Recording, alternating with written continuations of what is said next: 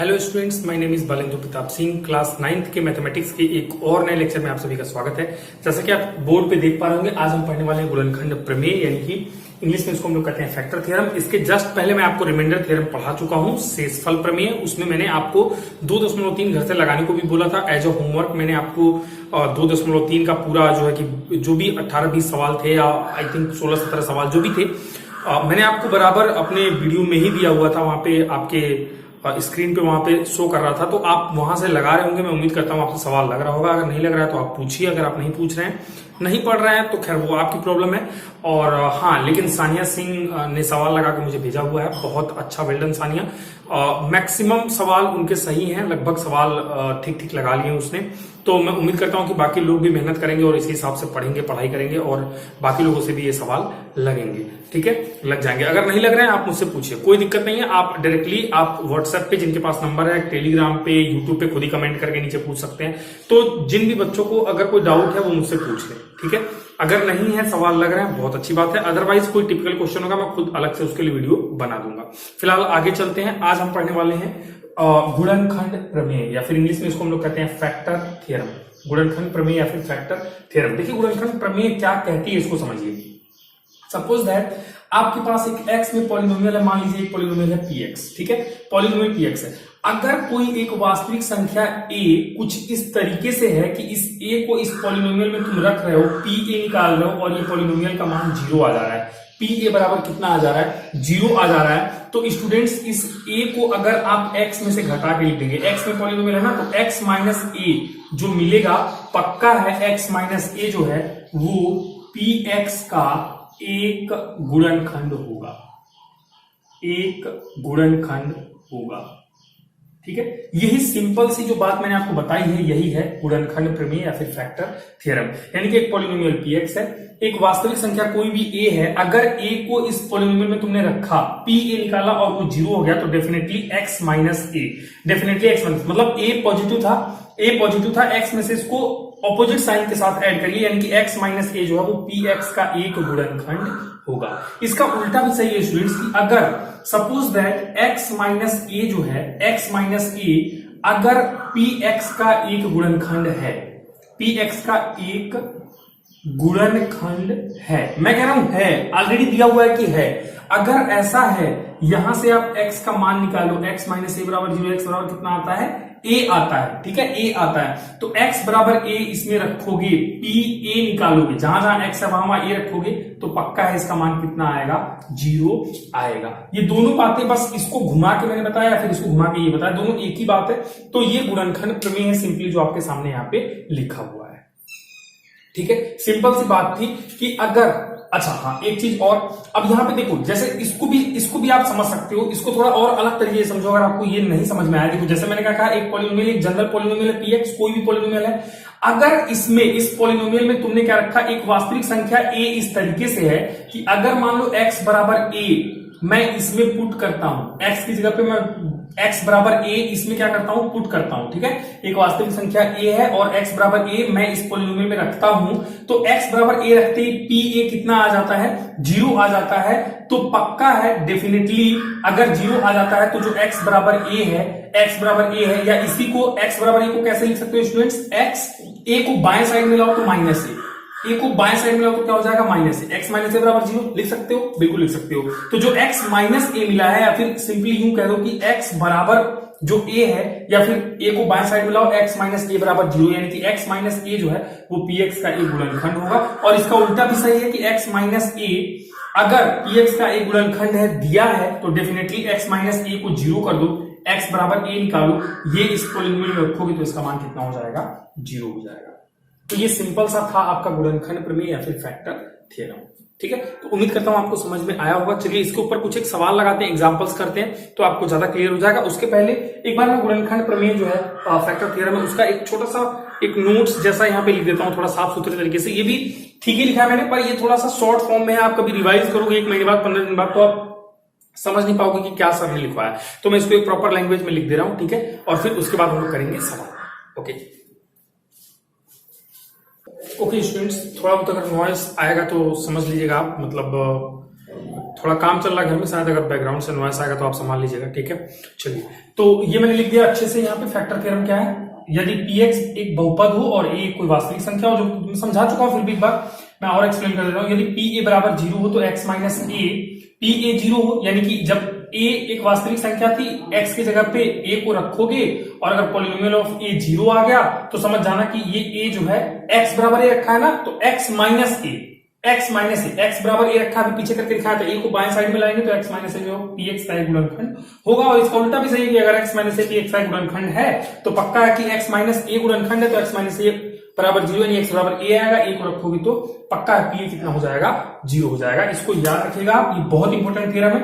आगे बहुत सारे इससे अच्छे सवाल लगेंगे और ये आप नॉर्मली भी करके देख सकते हो। जैसे कि बहुत सारे सवाल में आपने गुणनखंड किया होगा ना पहले, जैसे कि द्विघात बहुपद के गुणनखंड आपने किए होंगे, एक्स स्क्वायर माइनस एक्स ले लीजिए और प्लस का माइनस का 6 ले लीजिए, ले लीजिए, तो आपने लिखा होगा x square minus 3x plus 2x minus 6, फिर x कॉमन लिया होगा तो x माइनस 3 प्लस 2 कॉमन लिया होगा तो x माइनस 3। अब क्या होगा, x माइनस 3 एक में और x प्लस 2 एक में किया ना, तो आपने कहा कि x माइनस 3 एक गुणनखंड है और x प्लस 2 एक गुणनखंड है, तो सिंपली देख लो ना, जब x माइनस 3 एक गुणनखंड है बराबर 0 किया, x बराबर 3 निकाला, इसमें रखो 3, तो 3 त्रिक का 9 माइनस 3 और माइनस 6, 6 और 3 9 माइनस 9 कितना आ गया, 0 आ गया। ठीक है, यही तो है गुणनखंड प्रमेय, सिंपल है। और यहाँ पे देखो x प्लस 2 आपने रखा है, x plus 2 is equals to 0, तो x बराबर माइनस 2 रख दो, इसमें देखो 0 हो जाएगा, ये पूरा पॉलिनोमियल 0 हो जाएगा।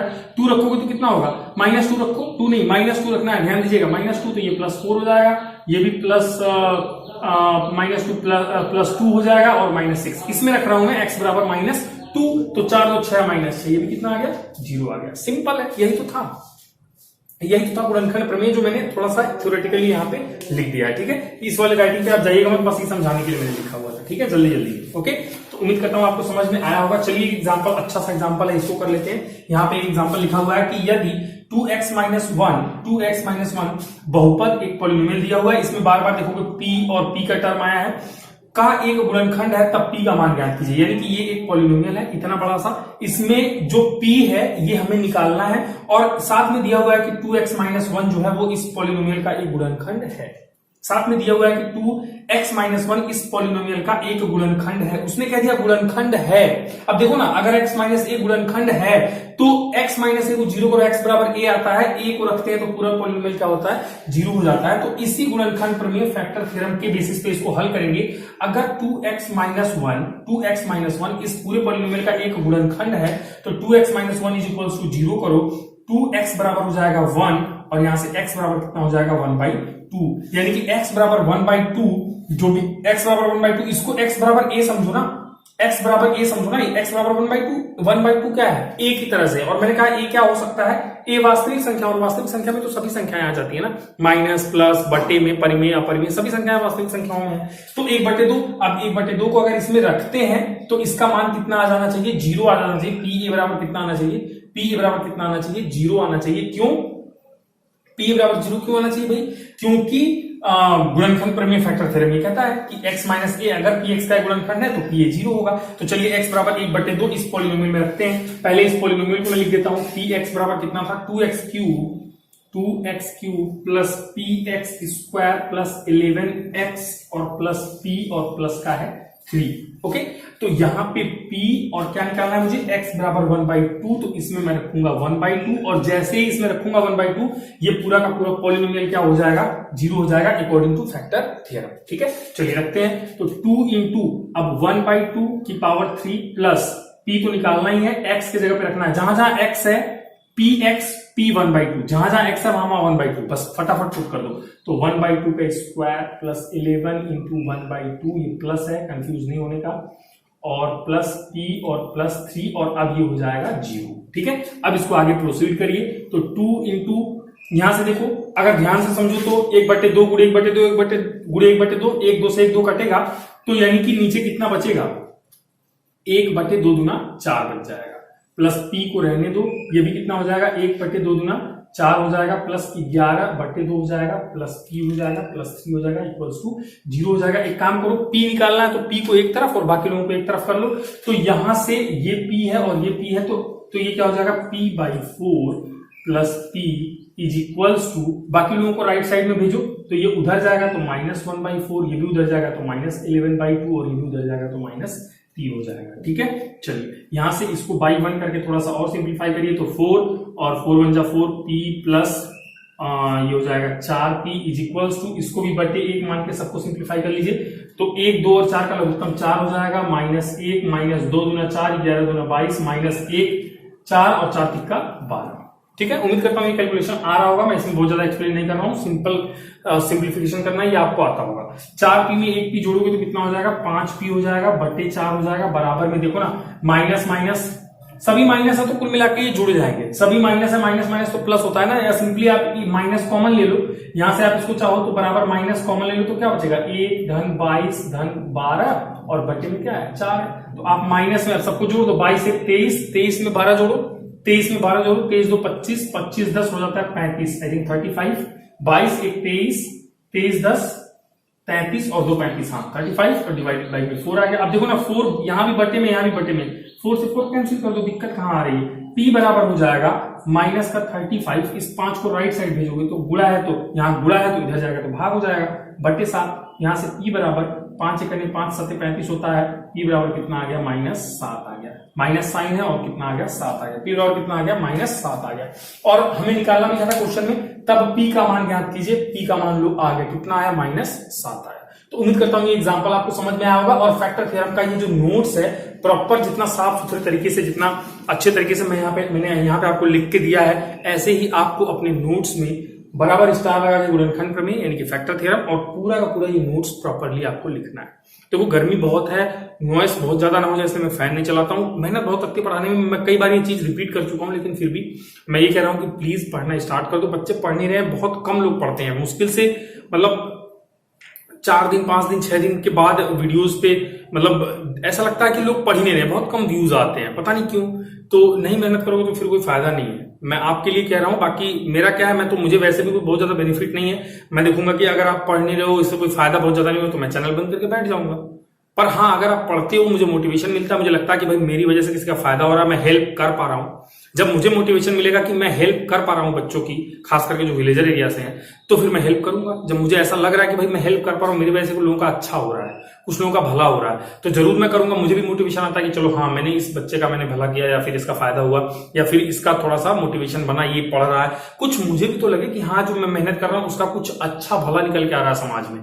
तो वो अगर निकल के आ रहा होगा तो चलेंगी चीजें, मुझे भी मोटिवेशन आएगा तो मैं फिर और अच्छे से इसको कंटिन्यू करूंगा, अदरवाइज मैं बंद कर दूंगा। Depends on you. चलिए लिखिए इसको, फिर आगे बात करते हैं। अभी तो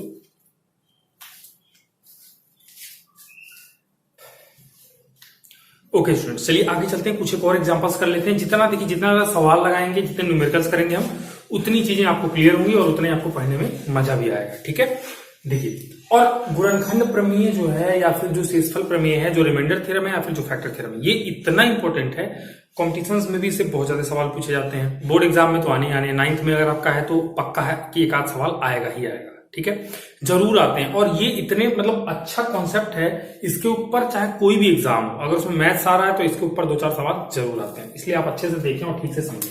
देखिए इस एग्जाम्पल को इसको सॉल्व करते हैं, इसको क्या कह रहा है, ये कह रहा है यदि x माइनस ए बहुपद, ये एक पॉलिनोमियल भी दिया हुआ है, का एक गुणनखंड है, तब से भी कीजिए a बराबर m प्लस n/4। तो सबसे पहली बात तो जब x माइनस ए उसने कह दिया कि इसका गुणनखंड है, तो इसको 0 करेंगे, यहां से x बराबर a को राइट साइड भेजेंगे तो x बराबर कितना आ जाता है a। और गुणनखंड प्रमेय कहती है कि अगर इस पॉलिनोमियल का ये एक गुणनखंड है तो x का मान जो भी यहां से निकल के आया है इसमें रखने पर, यानी कि जो पॉलिनोमियल px है आपका 4x² माइनस mx और माइनस n इंटू ए, ये x है भाई, ये x है, mx है, ठीक है, mx माइनस n इंटू ए। तो इस पॉलिनोमियल में ये जो x का मान रखेंगे, यानी कि p a रखेंगे, तो ये पॉलिनोमियल का मान कितना हो जाएगा, पॉलिनोमियल का मान कितना हो जाएगा, 0 हो जाएगा। ये कहती है गुणनखंड प्रमेय। तो रख देते हैं, जहां जहां x है वहां वहां a, जहां जहां x है वहां वहां a रखिए इसमें। तो 4 इंटू a का स्क्वायर माइनस m इंटू ए माइनस n इंटू एक सेकेंड, कुछ प्रॉब्लम तो नहीं है, x की जगह पे a, x की जगह पे a, अच्छा ये n इंटू ए था, ठीक है, n इंटू ए, ये पहले से n a था तो रहने दीजिए n a, और that will be equal to 0। क्यों? क्योंकि ये इस पॉलिनोमियल का एक गुणनखंड था, यहां से x का मान निकाल इसमें रखूंगा तो ये 0 हो जाएगा। एक बार बार एग्जांपल्स करेंगे, चीजों को रिपीट करेंगे तो गुणनखंड प्रमेय भी याद हो जाएगी और चीजें आपके लिए और आसान हो जाएंगी, समझ में भी आपको आएगा। चलिए तो अब इसको यहां से आगे प्रोसीड करिए तो ये क्या हो जाएगा, सिंपली 4a² हो जाएगा माइनस ma हो जाएगा माइनस n इंटू ए हो जाएगा, that will be equal to 0 तो है ही। अब ध्यान दीजिएगा यहां से आपको क्या करना है स्टूडेंट्स, यहां से एक काम करो, a कॉमन ले लो। देखो a सब में दिख रहा है, a कॉमन ले लो। मैं क्यों कर रहा हूं, क्योंकि मुझे तो a निकालना है ना, a बराबर m प्लस n बाई 4 दिखाना है, तो मैं a कॉमन ले रहा हूं तो क्या बचेगा, 4 इंटू ए बचेगा माइनस m बचेगा, a तो आपने कॉमन ले लिया, चुरा लिया, और माइनस a आपने यहां से भी चुरा लिया तो केवल m बचा, और ये इक्वल्स टू में क्या हो गया, 0 हो गया। अब देखो दो बातें ये हैं कि आपके पास दो चीजों का गुणनफल, ये a है और ये ब्रैकेट में कोई एक संख्या है, इन दोनों का गुणा 0 कब होगा, ये a है, ये एक और ब्रैकेट में यहां भी कोई चीज है, इन दोनों का गुणा 0 कब होगा, या तो a 0 हो जाए या तो ये 0 हो जाए। दो संख्याओं का गुणनफल 0 तभी हो सकता है जब दोनों में से कोई एक संख्या 0 हो जाए, तभी पॉसिबिलिटी है। तो यहां पे a क्या है, a एक वास्तविक संख्या है, तो a को मैं 0 नहीं कर रहा हूं। अगर a 0 नहीं है तो पक्का है कि 4a माइनस m क्या होगा, 0 होगा। एक तो ये लॉजिक है, ये लॉजिक बहुत इंपॉर्टेंट था इसलिए मैंने इसको यहां पे बताया आपको। अदरवाइज कक्षा 9 के लेवल से सिंपल सोचो, तुमने a कॉमन ले लिया, चलो कोई बात नहीं, a कॉमन लिया, अच्छे बच्चों की तरह यहाँ पे ब्रैकेट लगाया, यहाँ पे तुमने ये लिखा बराबर 0। अब a को तुम दाएं साइड भेज दो, यहाँ गुणा हुआ है तो यहाँ बटे में a आ जाएगा, बटे ये तब भी 0 हो जाएगा। ठीक है, अब बच्चों की तरह सोचोगे। वैसे ही स्मार्ट क्या सोचेगा, दोनों का गुणनफल 0 है तो दोनों में से कोई एक 0 होगा। चूंकि मुझे ये प्रूव करना है तो a को 0 करने से काम चलेगा नहीं, तो इसको मैं क्या कर दे रहा हूँ, 0 कर दे रहा हूँ। चलिए अब इसको एक काम करिए, 4a को यही रहने दीजिए, m और n को दाएं साइड में भेजिए तो m प्लस n हो जाएगा, होगा ना। और a बराबर क्या हो जाएगा, 4 को राइट साइड भेजिए तो m प्लस n, और कुल के बटे यहाँ पे 4 से गुणा हुआ तो 4 से भाग हो जाएगा, तो a बराबर आ जाएगा m plus n divided by 4, और a बराबर m plus n divided by 4 आपको प्रूफ भी करना था, तो सिद्ध हो गया। लग गया ये सवाल, चलिए लगे हाथ, इसको भी देख लीजिए फिर आगे बात करेंगे। ये सवाल कहता है कि यदि x प्लस 2 और x प्लस 1 बहुपद, ये एक पॉलिनोमियल दिया हुआ है, पॉलिनोमियल है x क्यूब प्लस जो भी है, के गुणनखंड है, तब m और n ज्ञात कीजिए। चलिए इसको भी हल करते हैं, ये अच्छा सवाल है। देखिए टाइप ऑफ क्वेश्चंस, मैं कह रहा हूं कि मैं सेम टाइप के दो न्यूमेरिकल्स नहीं कराता हूं, तो इसलिए आप क्वेश्चंस पे फोकस करिए, ध्यान से देखिए। और जिन बच्चों का मैथमेटिक्स कमजोर है ना, वो बच्चे कुछ ना करें, मैथ्स की वीडियोस को एक बार के बजाय 2-2 बार देख लें, उसको सीखें। जो सवाल मैंने कराया है एक बार मैंने करा दिया, अब तुम क्या करो, रफ लो, अपना रफ कॉपी उठाओ, ये सवाल दोबारा से लिखो। जैसे सुबह तुमने क्लास अटेंड किया, अब शाम को क्या करो, आप ये एग्जाम्पल को लिखो कॉपी पे और अपने आप से इसको सॉल्व करने की कोशिश करो। जब ये हो जाए, किताब में और भी एग्जांपल्स है, जिस भी बुक से आप पढ़ते हैं उस बुक से आप और भी सवाल उठाइए, गुणनखंड प्रमेय के, फैक्टर थ्योरम के साफ साफ लिखा होता है बुक में, और फैक्टर थ्योरम के सवाल उठाइए और उसको करना शुरू कर दीजिए। कुछ सॉल्व क्वेश्चन होते हैं उनको करिए, उसके बाद में कुछ एक अनसॉल्व होते हैं जो कि प्रश्नावली में होते हैं उनको करिए। धीरे धीरे आप मेहनत करेंगे तो आप चीजों को कर पाएंगे। पहले आप करना शुरू करो, पहली बात तो आप मेहनत नहीं कर रहे हो, ठीक है। और जो बच्चे कर रहे हैं उनके लिए मैं कहूंगा well done, Sania well done. यदि x प्लस 2 और x प्लस 1 बहुपद, ये एक पॉलिनोमियल है, के गुणनखंड है, तो देखिएगा अगर x प्लस 2 इस पूरे पॉलिनोमियल का गुणनखंड है, पहले काम करता हूं पॉलिनोमियल लिख देता हूं यहाँ पे, px बराबर कितना है, x cube plus 3x square minus 2m into x है और प्लस n, ये पॉलिनोमियल है। अब x प्लस 2 इसका एक गुणनखंड है, तो x प्लस 2 बराबर 0 कर दें तो x बराबर कितना आता है, -2 आता है, यानी कि x बराबर a इसमें रखेंगे तो ये पॉलिनोमियल 0 हो जाएगा। क्यों? क्योंकि उसने पहले कह दिया कि ये x प्लस a इसका गुणनखंड है। कुल मिलाकर x बराबर -2 इस पॉलिनोमियल में रखूंगा जैसे ही मैं, तो ये पूरा का पूरा पॉलिनोमियल 0 हो जाएगा। तो अब रख देता हूं यहाँ पे, तो जहां जहां x है सिंपली वहां -2 पुट करो फटाफट से, तो -2 की पावर 3 प्लस 3 इंटू -2 का स्क्वायर -2m रहने दो, और x की जगह पे -2 प्लस n रहने दो। आगे बढ़ो तो इसको थोड़ा सिंप्लीफाई कर लो, 2 दूना 4 दूना 8, और माइनस का 3 बार गुणा होगा, माइनस ही रह जाएगा, तो ये -8 बचा, प्लस अब देखो माइनस का 2 बार गुणा, माइनस गुणा माइनस प्लस हो जाएगा, 2 दूना 4 और 4 तिक्का 12 बचा, इस माइनस का इस माइनस गुणा होगा तो प्लस हो जाएगा, 2 दूना 4 बचा और m बचा और प्लस n बचा। इसको थोड़ा सा और ये बराबर में क्या हो जाएगा, 0। ये चीज कभी भूलना मत। देखो x बराबर -2, p -2, यानी जहां जहां x है वहां पॉलिनोमियल में मैं -2 रखा, जैसे रखूंगा इस पॉलिनोमियल का मान कितना हो जाएगा, 0। तो ये बराबर 0 कैरी करते रहो, आगे लेके जाते रहो। तो यहां से चलो और आगे बढ़ जाओ, अब इसको थोड़ा और सिंप्लीफाई कर लो, 12 - 8 कितना होगा, 4 होगा, और इस 4 को राइट साइड भेज दो तो 4m प्लस n बराबर कितना हो जाएगा -4। एक समीकरण बनकर तैयार हो जाएगा, इसको रहने दो समीकरण नंबर 1। और x प्लस 1 भी इसका एक गुणनखंड है। x प्लस 1 अगर एक गुणनखंड है, इसको 0 करोगे तो यहां से x बराबर आ जाएगा -1। x बराबर कितना आ जाएगा -1, यानी कि -1 भी इस पॉलिनोमियल में पुट करोगे, p-1 निकालोगे तो जो भी आएगा वो किसके बराबर हो जाएगा, 0 के बराबर हो जाएगा।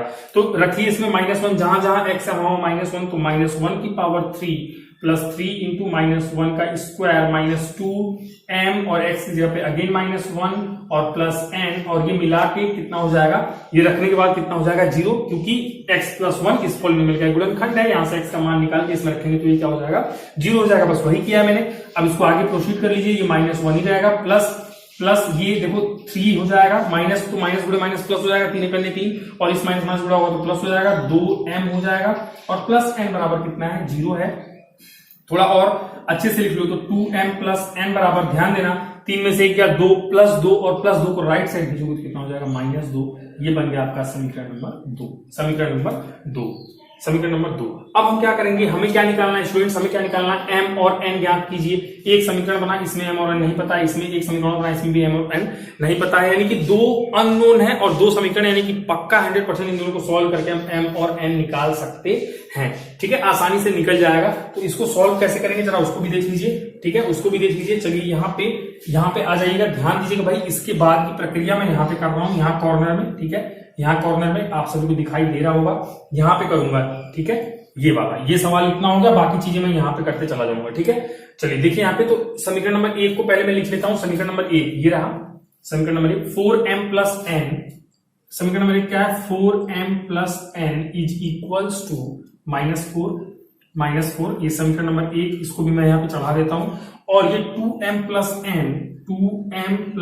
n बराबर कितना है, बराबर -2। समीकरण नंबर 2 इसको भी चढ़ा दिया। अब इसको हल करो, क्या करो, 1 में से 2 को घटा दो, 1 में से 2 को घटा दो, घटाओगे तो क्या होगा बताओ, यहाँ पे माइनस, यहाँ पे माइनस और ये माइनस का प्लस हो जाएगा, ये कटता हुआ दिख रहा है। अब 4m में से 2m घटाओगे तो बचेगा 2m बराबर में, ध्यान से देखना भाई, ये +2 हो गया है, यहाँ पे -4 है तो प्लस माइनस माइनस होता है, 4 में से 2 घटाओगे तो 2 आएगा और 4 बड़ा है तो यहाँ पे -2। m बराबर क्या हो जाएगा, -2 बटा 2 कट जाएगा, बराबर कितना हो जाएगा -1 हो जाएगा। m का मान आ गया -1, m की वैल्यू आ गई -1 आ गई। और m जैसे ही -1 आया किसी भी एक समीकरण में m का मान रख दो तो n निकल जाएगा। चलो 2 से निकाल देता हूं, समीकरण 2 से मैंने लिखा, समीकरण 2 से, समीकरण 2 क्या था, 2m प्लस n बराबर -2 था, m बराबर -1 इसमें रख दो तो 2 गुणे -1 प्लस n बराबर कितना हो जाएगा, -2 हो जाएगा।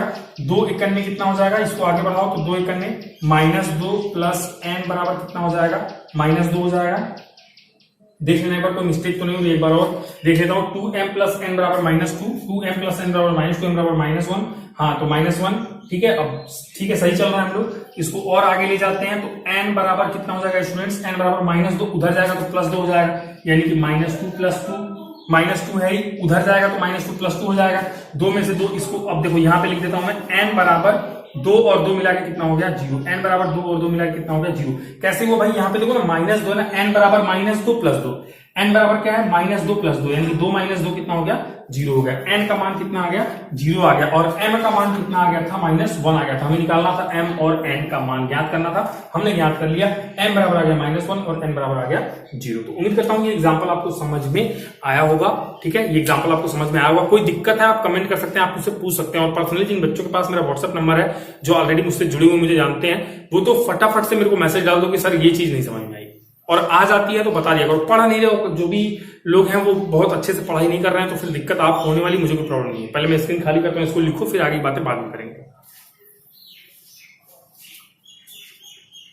ओके स्टूडेंट्स, तो उम्मीद करता हूं आपको समझ में आया होगा। अभी फैक्टर थ्योरम का पूरा पोर्शन खत्म नहीं हुआ है, अभी इसमें कुछ और एक और इंपॉर्टेंट चीजें हैं, इसमें कुछ एक और इंपॉर्टेंट चीजें हैं जो अभी हमें जाननी है, जिसके बारे में हमें पढ़ना है, कुछ एक सवाल लगाने हैं, कुछ एक कॉन्सेप्ट क्लियर करने हैं, लेकिन वो करेंगे नेक्स्ट क्लास में, क्योंकि अभी बहुत टाइम हो चुका है। 22-25 मिनट कक्षा 9 कक्षा 10 के स्टूडेंट्स के लिए बहुत होता है, क्योंकि बच्चे ऑनलाइन इतना फोकस नहीं कर रहे हैं, नहीं पढ़ पाते हैं, और बहुत ज्यादा लंबा लेक्चर आपको पता है कि मुझे पसंद नहीं है। मुझे पता है कि बच्चे एक बार में कर नहीं पाते हैं, तो बीच बीच में वो सब चीज करने से अच्छा है कि छोटा रखो, कॉम्पैक्ट रखो, मटेरियल अच्छा होना चाहिए, चीजें एक्सप्लेन अच्छे से होनी चाहिए और कहीं ना कहीं मतलब जो कंटेंट है वो पावरफुल होना चाहिए। टाइम बहुत ज्यादा खराब करने से कोई फायदा नहीं है। तो चूंकि ये लेक्चर हो गया 20-25 मिनट का और आपको पता है कि मैं आधे घंटे से ज्यादा का लेक्चर बहुत कम ही पसंद करता हूँ, दैट्स वाई यहाँ पे मैं इसको खत्म करूंगा और इसी फैक्टर थ्योरम को कंटिन्यू करेंगे नेक्स्ट क्लास में।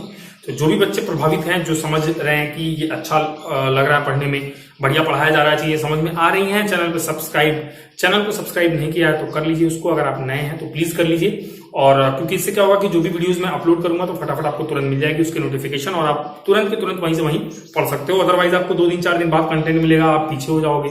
तो आप चैनल को सब्सक्राइब कर लो। अगर मजा आया पढ़ने में तो लाइक भी कर देना, ठीक है। और कोई भी और आपके फ्रेंड्स वगैरह हो तो उसमें आप शेयर भी कर सकते हैं। Okay, thank you for watching.